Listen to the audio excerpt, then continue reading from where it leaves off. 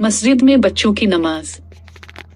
एक खूबसूरत सजी हुई मस्जिद के अंदर चंद छोटे मुसलमान बच्चे नमाज अदा कर रहे हैं। लड़कों ने सफेद टोपियां पहन रखी हैं और लड़कियां नाजुक हिजाब में मलबूस हैं। रोशनियों से जगमगाते लालटेनों की नरम चमक माहौल पर सुकून बना रही है। बच्चे हाथ उठाकर दुआ में मशगूल हैं। दीवारों पर नफीस इस्लामी नक्शो निगार कंदा हैं और नीचे नर्म कालीन बिछे हुए हैं जो पूरे मंजर को रूहानी खूबसूरती अता कर रहे हैं।